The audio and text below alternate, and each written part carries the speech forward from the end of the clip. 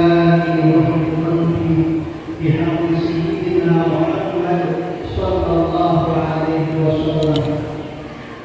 بشكركم يا أهل الطلب ويا أهل الطاعة ويا أهل الموت ويا أهل الأمانة. Yang saya hormati para tuan guru yang berhadir dalam acara ini, yang saya hormati segenap pengurus Masjid Nurul Syahadat, yang saya hormati bapak-bapak dan ibu-ibu beserta saudara dan saudara sekalian yang berbahagia. Alhamdulillah, pada malam hari ini kita dapat berkumpul bersama-sama di masjid ini dalam rangka memperingati peringatan Syura Mi'raj Nabi besar Muhammad sallallahu alaihi wasallam. Ya, mudah-mudahan kita semua mengharapkan kepada Allah Subhanahu wa taala barakahnya dan manfaatnya untuk kita semua. Amin ya rabbal alamin. Bapak-bapak dan ibu-ibu serta saudara-saudara sekalian yang berbahagia, kita berkumpul pada malam hari ini banyak sekali kelebihannya. Seperti disebutkan dalam sebuah hadis, inna huwa majlis dzikrin afdalul sholati al-rahmatil tatawwu'ah wa min iyadati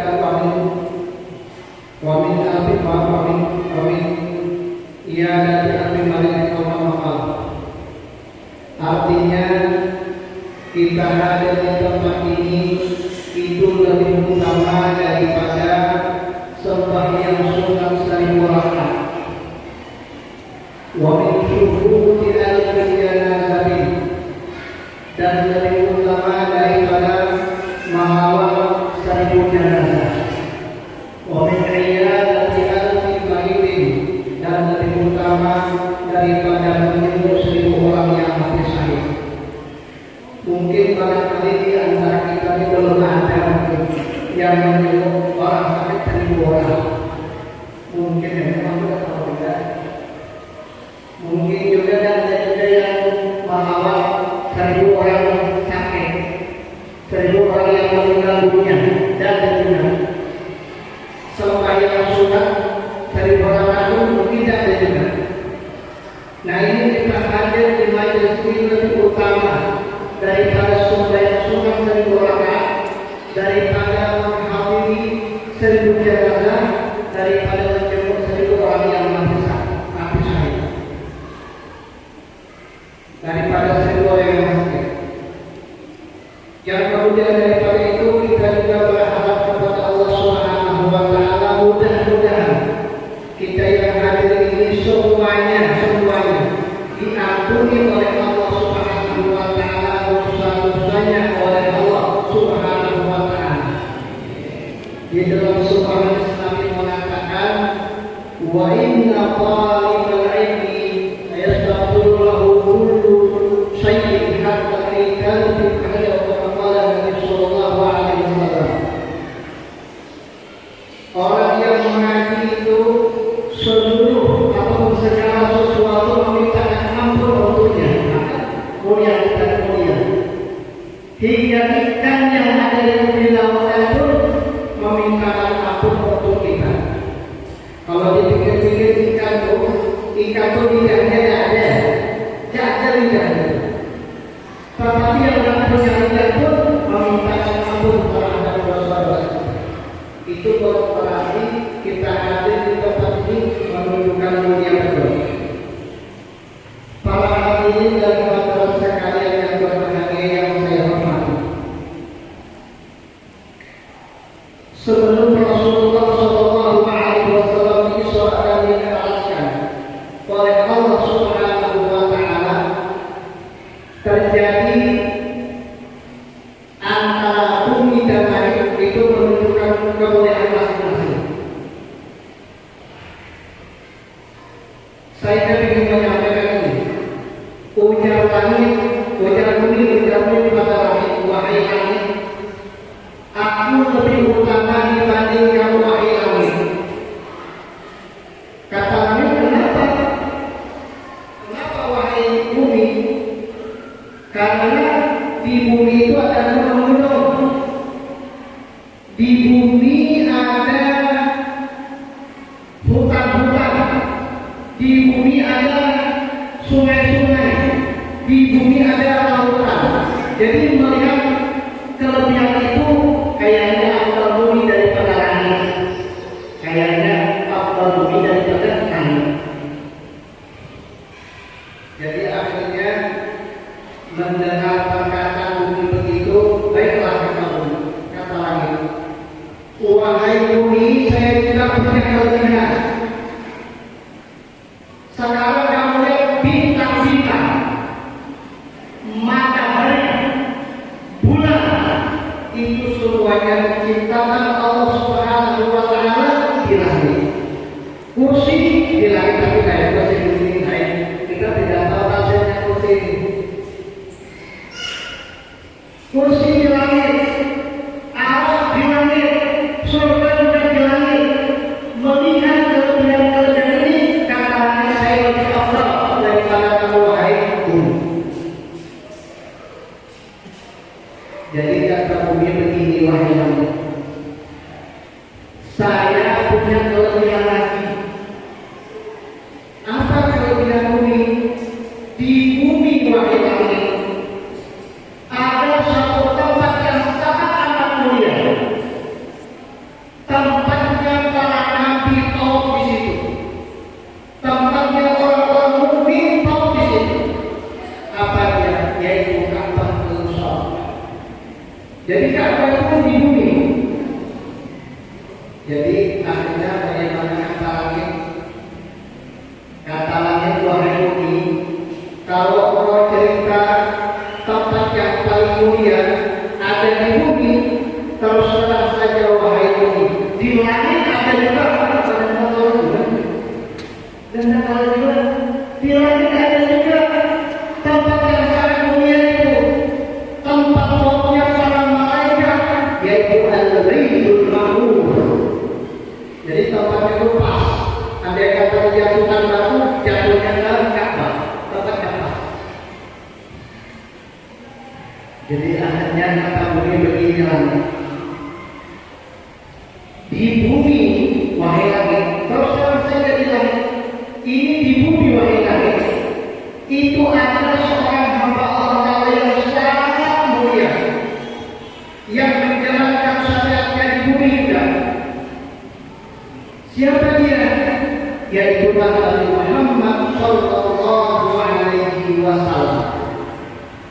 Ujar bumi, kalau lihat di sini lebih utama bumi daripada langit. Jadi akhirnya bagaimana? Akhirnya langit tidak bisa ngomong lagi ya. Lapor kepada Allah Subhanahu wa Ta'ala, ya Allah, Engkau Maha mengetahui ya Allah bahwa saya sudah lama menjawab perkataan bumi ini ya Allah. Oleh karena itu ya Allah, saya mohon kepada Engkau ya Allah, saya minta Nabi Muhammad ini arahkan dari bumi ke langit. Jadi begitu ujar langit, sehingga saya mendapatkan kemuliaan. Apa kemuliaan yang didapatkan oleh bumi? Akhirnya doa orang yang kepepet itu mustajab. Ya, jadi doa orang yang kepepet itu mustajab seperti langit. Jadi akhirnya bagaimana? Akhirnya pada malam 27 derajat. Tapi ya doakan. Cuma bilang malam 27 derajat, tapi tak ada lebih kami. Pada malam 27 derajat, Allah Ta'ala perintahkan kepada malaikat Jibril alaihissalam, wahai malaikat Jibril, la tusabbih hadhihi lailah. Wahai malaikat Jibril, tetap bertasbih pada malam ini. Nah ini yang bikin tanya ini, kenapa saya mau disuruh sama tasbih?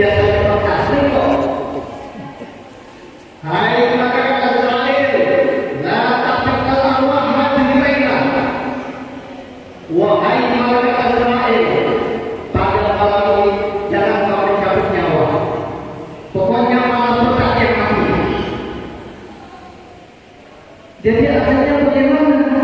Akhirnya mereka betul-betul bertanya kepada Allah. Ya ada ini. Ya Allah, ajal itu kiamat ya Allah. Apakah kiamat sudah tiba ya Allah? Kenapa saya tidak disuruh bertasbih? Saya suruh bertasbih ada apa ya Allah? Emang kiamat sudah tiba ya Allah? Jadi akhirnya kata Allah Ta'ala bukan wahai Jibril, tetapi pada malam ini juga hai malaikat Jibril, engkau aku perintahkan ke surga. Engkau lihat di situ ada banyak burak yang sedang bersenang-senang. Ambil satu burak bawa kepada Rasulullah Sallallahu Alaihi Wasallam. Jadi akhirnya bagaimana? Akhirnya malaikat Jibril pun melaksanakan perintah Allah Subhanahu Wa Taala. Jibril berangkat ke surga. Dilihat oleh malaikat Jibril ada 40.000 burak yang sedang bersenang-senang. Kecuali satu burak yang menentukan kepala. Ini ada apa ini? Jadi akhirnya bagaimana? Akhirnya malaikat Jibril bertanya kepada burak yang menentukan kepala. Hai burak, kenapa kau menentukan kepala? Tidak seperti teman-teman itu semuanya itu bahagia, senang semua. Kata burak yang menentukan kepala begini, wahai malaikat Jibril. Semenjak saya mendengar nama Nabi Muhammad itu disebutkan di hadapan kita semua mendengar, itu langsung di hati saya langsung terpecah nama Nabi Muhammad. Cinta menjadi sebuah kerinduan. Cinta menjadi sebuah kerinduan. Akhirnya bagaimana? Saya tidak makan, saya tidak minum. Itu semua karena mendengar Rasulullah Sallallahu Alaihi Wasallam. Jadi ujar maka Jibril, baiklah kalau memang begitu kenyataannya. Wahai orang, sekarang bersiaplah, engkau akan aku temukan kepada orang yang engkau kasihi, yaitu Nabi Muhammad Sallallahu Alaihi Wasallam. Bapak-bapak dan ibu-ibu serta saudara-saudara sekalian yang berbahagia. Jadi pulau ini diambil daripada 40.000 pulau yang ada di surga. Memang kalau bahasa 40 dalam kitab banyak jenis-jenis. Ada 40 hari ya. Ini ada 40 hari ada juga yang menceritakan tentang 40. Dalam sebuah keterangan mengatakan ini dari 40. Wa man jawazal arba'in wa lam yadkhilhu 'ala sharih falyatajassal bidan falyatajassal siapa orang yang umurnya lebih 40 tahun. Ini kita bisa tengok jasa kita atau kita bisa tengok KTP kita. Siapa orang yang lebih umurnya sudah 40 tahun, ternyata kebaikannya tidak lebih daripada keburukannya. Tidak lebih kebaikannya daripada keburukannya. Dalam kisah seperti katakan, silahkan siap-siap menuju neraka. Nah ini kita khawatir kalau kita tidak mendapatkan taufik, tidak mendapatkan pertolongan daripada Allah Subhanahu wa Ta'ala. Ada juga keterangan tentang 40 ini. Ya aliyu idza wada'a 'alal mu'min arba'una shalahan wa lam yujalis ulama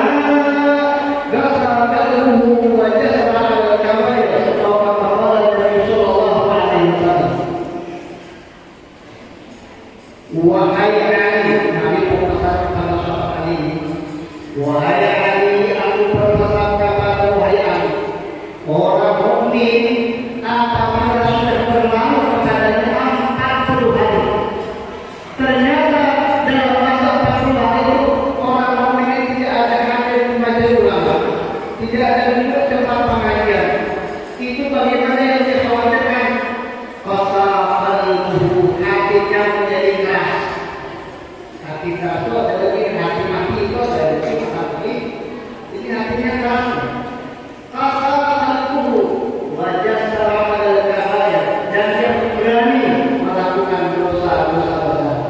itu bahayanya kalau kita tidak menghadiri majelis taklim majelis itu selama 40 hari. Jadi keterangan-keterangan yang berkaitan dengan bahasa 40 itu banyak sekali di dalam kitab. Para hadirin dan hadirat sekalian yang berbahagia. Kemudian Rasulullah pada malam Isra dan Mi'raj itu setelah sampai daripada Al-Masjidil Haram ke Al-Masjidil Aqsa, kemudian Rasulullah diarahkan ke langit sampai ke tempat yang penting, sampai ke Musawwar, sampai ke Sidratul Muntaha. Kemudian Rasulullah pulang lagi, dikembalikan lagi ke Mekah. Itu sangat cepat perjalanannya. Ada yang mengatakan itu kalau dalam kitab Qaulul Himam itu pembalikan Rasulullah masih panas. Kalau kita bangunkan kata-kata itu belum dingin, masih panas, kan begitu cepatnya. Untuk apa? Untuk menerima perintah sembahyang. Sembahyang yang diwajibkan ulama berapa? 50 waktu. 50 waktu. Tapi awal-awal terus hingga sampai kemudiannya 5 waktu. Jadi ini ada dalam kitab hikam. Dalam kitab hikam, lama alima wujud al-dhafi minka qallala a'dadah. Manakala Allah Ta'ala mengetahui akan lemah ada pada diri kita, banyak tak sanggupnya, akhirnya bilangan-bilangan sembahyang pun dikurangi oleh Allah Subhanahu wa Ta'ala. Walamma alima ihtiyajaka ila fadlihi kafara a'dadah. Manakala Allah Ta'ala juga mengetahui bahwa kita ini sangat berhajat kepada karunia Allah Subhanahu wa Ta'ala, akhirnya kafara a'dadah, Allah Ta'ala banyakkan pahalanya. Maka kalau kita sembahyang 1 kali sama dengan 10 kali, 5 kali sembahyang sama dengan 50. Itu di dalam kitab Al-Kitab Al-Hikam dilebihkan oleh Allah Subhanahu wa Ta'ala. Apalagi kalau sembahyangnya itu berjamaah, sembahyang berjamaah ditambah lagi sudah berjamaah pakai sorban lagi, yang namanya sorban betul itu salah, bukan kayak sekali tidak, bukan kayak sekali pakai lidah yang namanya pakai selendang. Kalau yang namanya sorban betul itu salah. Misalnya, jadi kalau pakai imamah pakai sorban itu besar lagi pahalanya. Rakaatun 1 rakaat orang yang sembahyang pakai sorban itu khairun, lebih baik min 70 rakaatan bi ghairi imamatin, daripada 70 sembahyang tanpa sorban. Ini sebetulnya bukan hanya orang haji sebetulnya, tapi orang haji pun kadang-kadang dari pakai sorban juga, tapi itu ceritanya cuma orang yang haji itu maksudnya kita dibiasakan pakai sorban sembahyang. Kalau kita tak ada haji itu kalau pun malu juga pakai sorban, kita pakai sorban sendirian. Pakai sorban sendirian itu kelebihannya sangat besar. Belum lagi ditambah kalau yang sembahyang itu sembahyang tadi berjamaah pakai imamah, pakai siwak lagi. Nah, pakai siwak tadi. Siwak pakai siwak. Rakaatani bisiwakin khairun min 70 rakaatan bi'ayi siwakin. Itu 2 rakaat pakai siwak. Pakai siwak itu lebih utama, lebih baik daripada 70 rakaat tanpa siwak. Kan besar sekali kelebihannya. Jadi Allah Ta'ala itu memberikan karunia kepada kita berkat kita sembahyang 5 di waktu itu. Pahalanya sangat besar. Bapak-bapak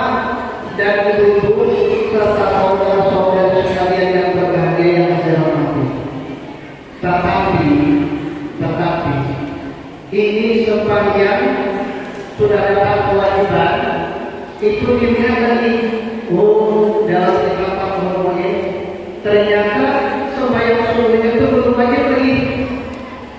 Kan Rasulullah pulang sebelum subuh. Ternyata sembahyang subuh belum wajib lagi. Kenapa itu? Li'ada ilmi bilayyatiha. Karena belum tahu bagaimana cara sembahyang. Jadi perlu untuk dia kalau kata amal dalam kitab, kalau amal itu perlu 4 macam. Kalau amal itu berada khusus empat macam. Yang pertama, amal itu perlu kepada ilmu. Bagaimana kita usualinya, bagaimana rukunnya, bagaimana syarat-syaratnya, bagaimana lagi adab-adabnya kita mengerjakan sembahyang itu pakai ilmu. Orang sembahyang nanti tidak sama tidak pakai wudu, berarti wudu adalah wasilah untuk sembahyang. Inna lillahi wa inna ilaihi raji'un. Sesungguhnya wasilah hukum yang ditujukan itu sembahyang. Kalau sembahyang saja maka wudu juga wajib. Wajib juga belajar tentang wudu ilmunya.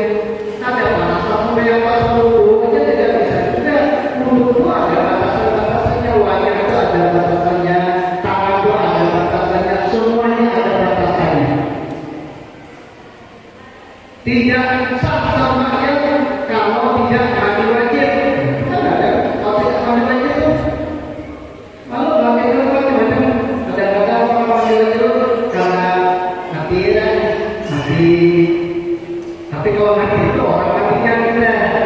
Kalau ini orang mandi wajib itu kadang-kadang itu karena mimpi, pamannya mimpi keluar dari mandinya, itu kan wajib mandi. Tidak satukan supaya orang ada wajib itu mandi itu. Kemudian ada ilmunya juga mandi, maka belajar ilmu tentang mandi wajib hukumnya wajib. Jadi yang mengatakan kepada kewajiban hukumnya juga wajib. Inna lillahi hukmal maqasid.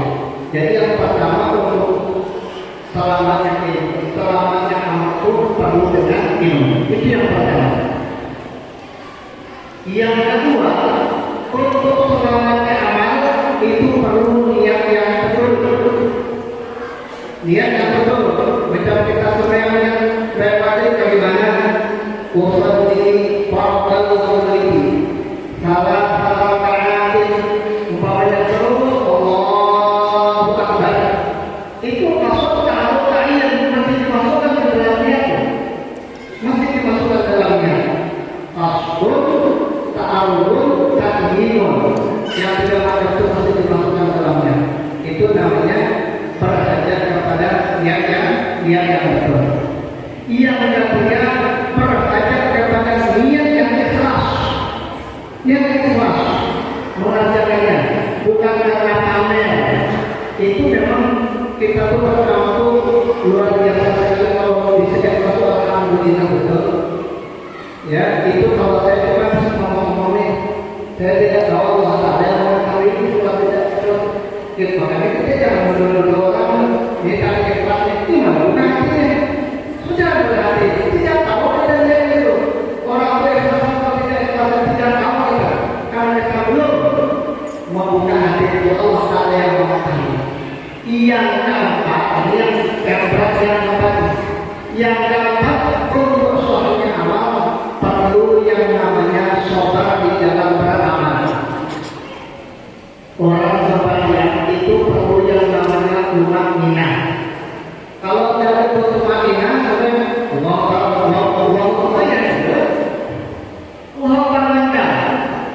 itu tumakninah itu berdiam salah berbeda. Yang namanya tumakninah yaitu berdiam setelah bergerak. Jadi ada terpisah antara gerakan yang langsung turun dengan gerakan sesudah turun. Tetap dia turun sampai Allah tidak dengan turun untuk itu ada bedanya. Nah jadi sembahyang itu perlu kepada 4 macam ini. Jadi dia ada ilmi di kaifiyatnya. Belum lagi sembahyang subuh karena belum tahu ilmunya. sesuatu wajib hukumnya belajar ilmu tentang sembahyang. Maka silakan Nabi tentu kepada mau belajar dulu yang lain silakan dulu, tapi utamakan belajar ilmu sembahyang. Ini saya perlu mengulang-ulangi. Biar bagaimana kita sembahyang itu yang penting ilmunya itu, tapi ilmu sembahyang. Nah, kemudian sembahyang ini kenapa maka diwajibkan oleh Allah? Kenapa maka sembahyang itu diwajibkan oleh Allah? Itu juga menimbulkan satu pertanyaan yang gampang-gampang saja ya. Yang gampang-gampang saja. Allah Ta'ala mewajibkan sembahyang adalah untuk mensyukuri nikmat. Kita banyak nikmat Allah Ta'ala, terutama nikmat yang ada pada diri kita ini. Satu nikmat penciuman. Nikmat penciuman. Kita bisa mencium bau dari depan. Kita bisa mencium bau dari belakang. Kita bisa mencium bau dari kanan dan kita bisa mencium bau dari kiri. Ini bagaimana untuk mensyukurinya dengan sembahyang zuhur 4 rakaat. Ini begini. Kerjaan sembahyang zuhur 4 rakaat. Kemudian ada lagi namanya nikmat pendengar. Kalau umpamanya orang manggil kita dari kanan kita mendengar, orang manggil dari kiri kita juga mendengar, orang manggil dari depan kita juga mendengar, orang manggil kita dari belakang kita juga mendengar. Itu bukan nikmat yang daripada Allah Subhanahu wa Ta'ala. Sebagai tanda syukurnya, yaitu kerjaan sembahyang asar 4 rakaat. 2,5. Yang ketiga yaitu nikmat penglihatan. Nikmat penglihatan. Artinya apa? Artinya kita bisa melihat daripada 3 belah pihak. 3 belah pihak dari kanan kita nengok, kiri kita nengok, depan pun kita nengok. Kalau belakang kita tidak nengok, tidak nengok ke belakang. Ini sebagai tanda syukurnya bagaimana? Sebagai tanda syukurnya kerjakan sembahyang maghrib 3 rakaat. Itu yang ketiga. Yang keempat, nikmat perasaan. Nikmat perasaan. Kalau kita tuh merasa tuh kita bisa 4 macam perasaan. Kalau tuh panas kita tahu ya. Kalau ingin pun kita tahu juga. Kalau kecut kita tahu juga. Kalau manis pun kita tahu juga. Kita dapat mengetahui 4 macam rasa ini. Sebagai tanda syukurnya kerjaan sembahyang isya 4 rakaat. Dan yang kelima adalah nikmat sentuhan. Kita bisa menyentuh yang halus, kita bisa menyentuh yang kasar. Itu adalah nikmat daripada Allah Subhanahu wa Ta'ala. Maka untuk tanda syukurnya kerjakan sembahyang subuh 2 rakaat. Bapak-bapak dan ibu-ibu yang saya hormati, ini semua nikmat itu baru terasa kalau sudah hilang. Yang itu terasa kalau sudah hilang. Kalau belum hilang belum terasa nikmat. Bagaimana maknanya nikmat itu? Kalau umpamanya kita mata aja umpamanya, matanya kita itu nikmat. Kalau sudah pakai nada sabun ya, pakai kacamata.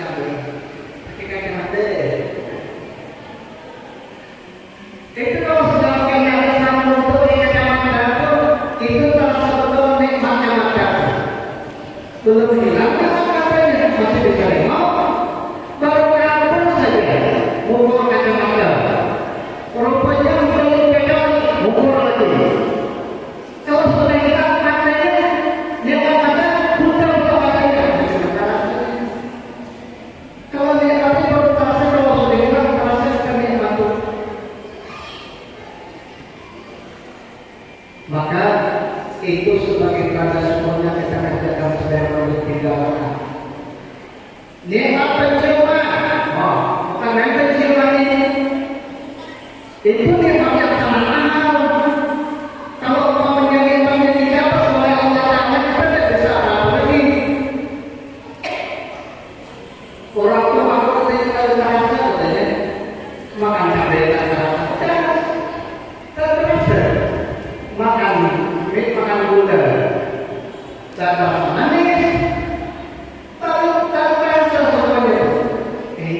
bukan main. Jadi mahal di mata Allah Taala.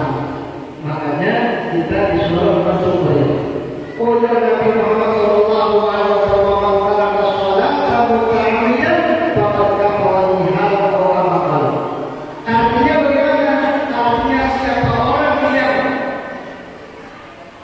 orang yang meninggalkan sembahyang tanpa uzur dengan sengaja dia meninggalkan sembahyang, maka sesungguhnya orang itu telah kubur nikmatnya. Tak bersyukur nikmat dikasih nikmat penciuman, tak bersyukur dikasih nikmat penglihatan, tak bersyukur dikasih nikmat sentuhan, tak bersyukur nikmat. Makanya kita terus mensyukuri nikmat Allah Subhanahu wa Ta'ala. Jadi kalau begitu masalah sembahyang ini adalah masalah besar. Kita perlu perhatian besar. Karena fadilahnya besar, bisa itu juga bahayanya juga besar. Jadi kalau saya baca dalam kitab kalau orang itu tidak sembahyang satu kali saja, tidak usah 5 kali, satu kali saja. Jangan-jangan kalau tidak sembahyang tetap ulur, pahala 1000 kali haji. Saya ini mendengar orang yang haji kan, tapi bukan 1000 kali. Ini pahala 1000 kali haji. Itu tidak bisa menambal dosa meninggalkan satu sembahyang tanpa uzur. Jadi bagaimana itu boleh? Tidak boleh. Kalau meninggalkan sembahyang tanpa uzur itu begitu kan? Dikawal. Makanya kita ini dalam keseharian kita kali, kalau sudah dia meninggal untuk mapiki itu orang dibiarkan untuk mapiki supaya yang sudah dilakukan. Jadi supaya itu luar biasa tuh. Rasulullah SAW tidak Rasulullah Allahumma la taj'al fina syaqiyyan wa la mahruman ya Allah. Jangan jadikan kami orang yang celaka, jangan jadikan kami orang yang terhalang daripada rahmat-Mu ya Allah. Nabi berdoa tuh.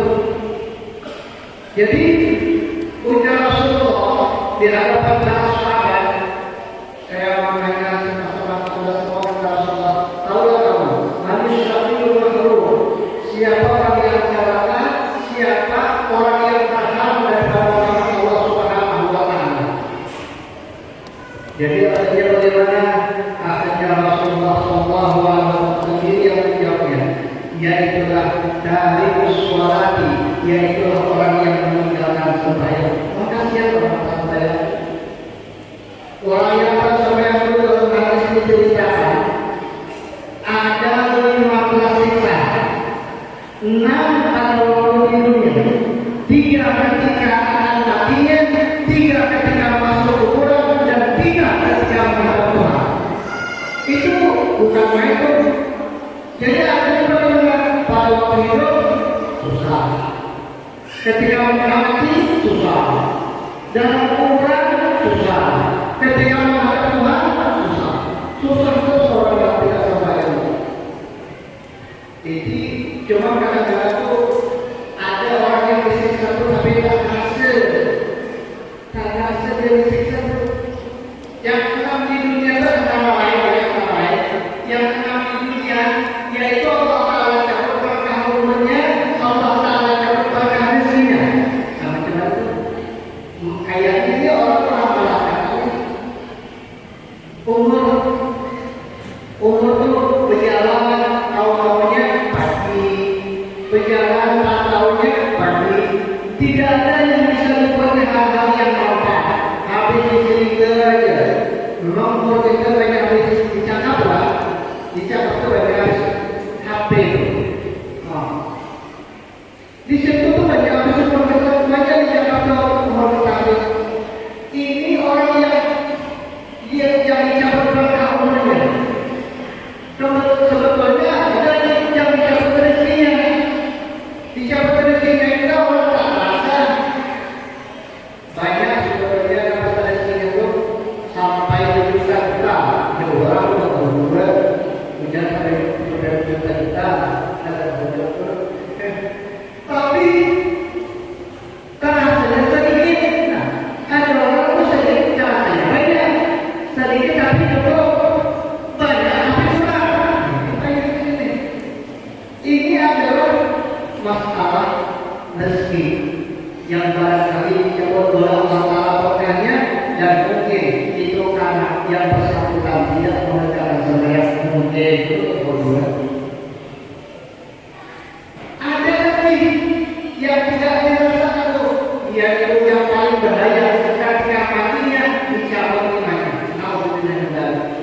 Khawatir setelah mati itu tidak membawa iman. Alhamdulillah. Jadi oleh karena itu, kalau demikian kenyataannya, selagi kita masih hidup, kita kerjakan semuanya.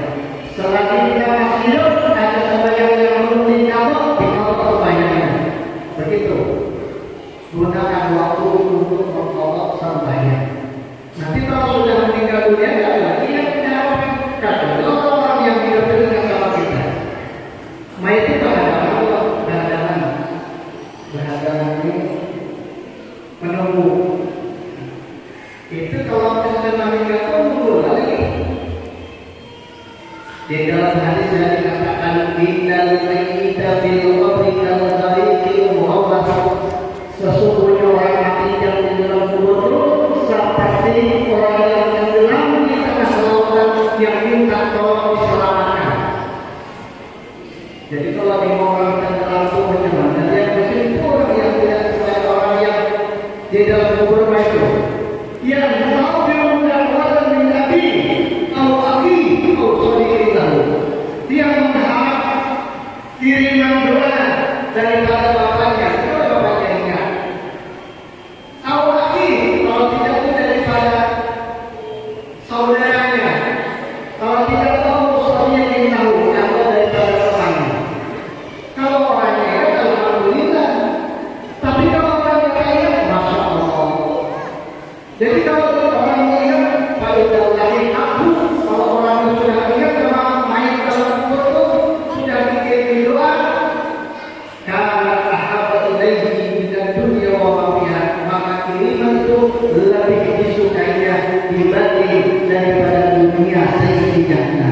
Sampai dalam kubur itu, makanya kalau orang itu hitung kami orang tua mulai sudah meninggal dunia itu orang 3 hari, 7 hari, nanti ada lagi 25 hari, ada lagi 40 hari, dan seterusnya. Tapi yang demikian. Karena itu mengharap kepada orang yang hidup. Nah, kemudian orang yang meninggal dunia ini, dia itu tahu apa yang diperbuat orang yang hidup tahu dia. Dan dia kepingin menyampaikan kata artinya kepada orang yang hidup.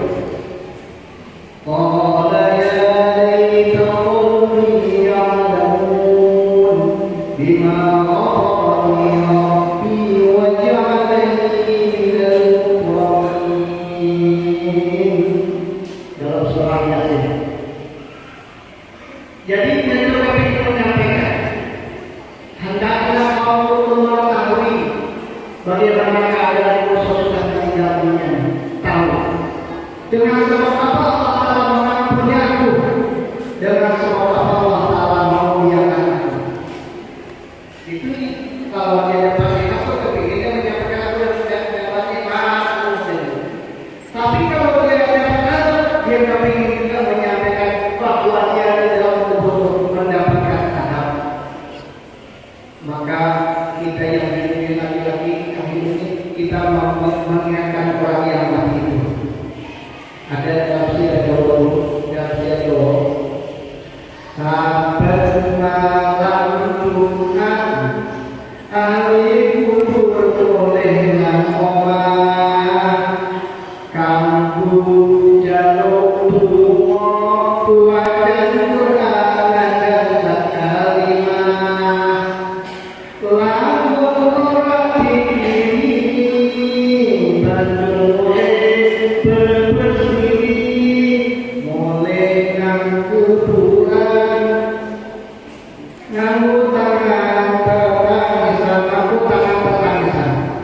mampu tangan tetangisan kebacut kemenangkan anak turku welora izin mangan tinggalanku.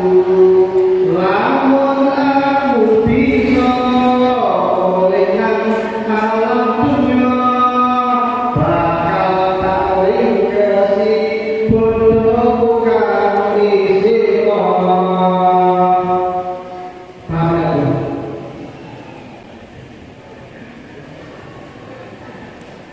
Itu hebat sekali itu sudah saja.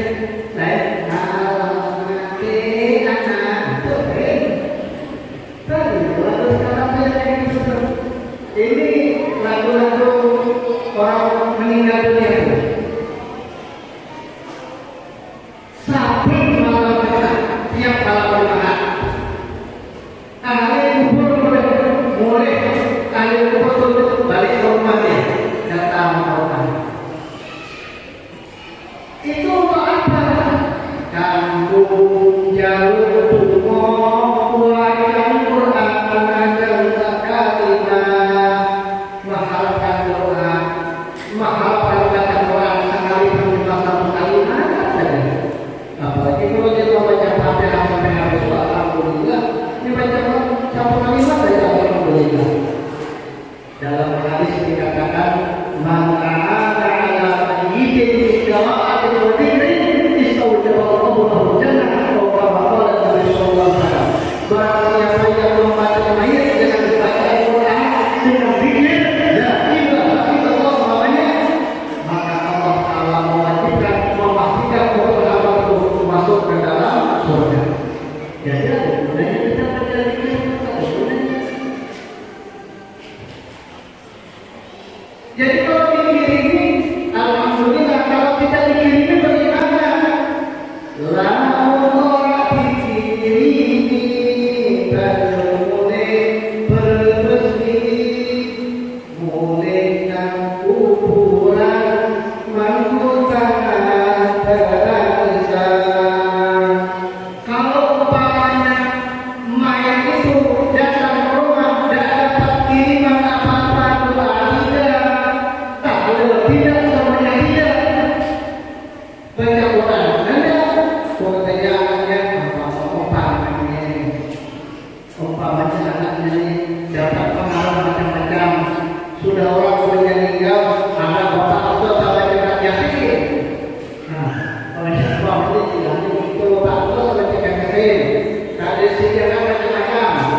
Itu mayat itu dikirim tidak dikirim apa-apa. Nanti dia balik ke dalam keadaan menangis, balik maka berdoa, mau tanam hampa. Jadi akhirnya bagaimana?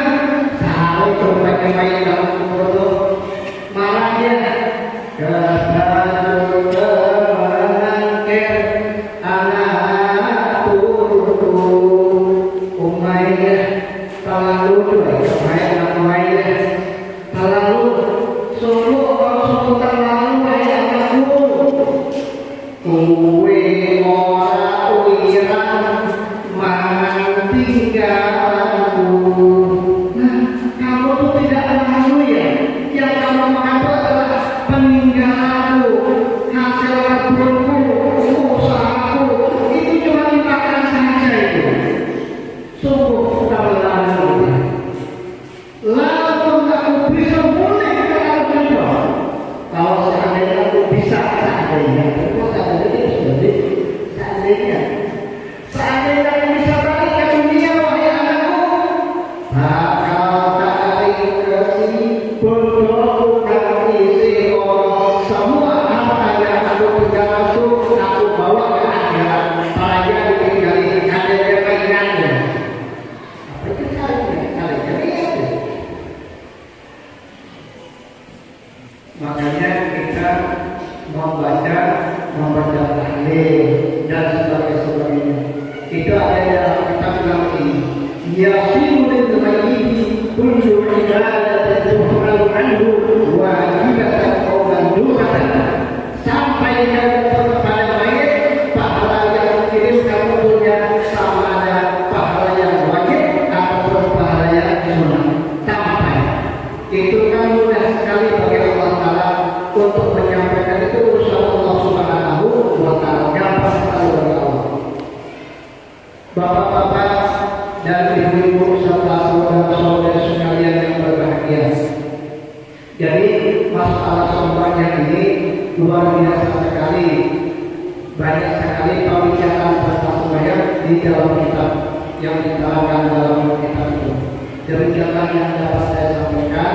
Lebih dan kurang saya minta maaf. Wassalamualaikum warahmatullahi wabarakatuh. wabarakatuh.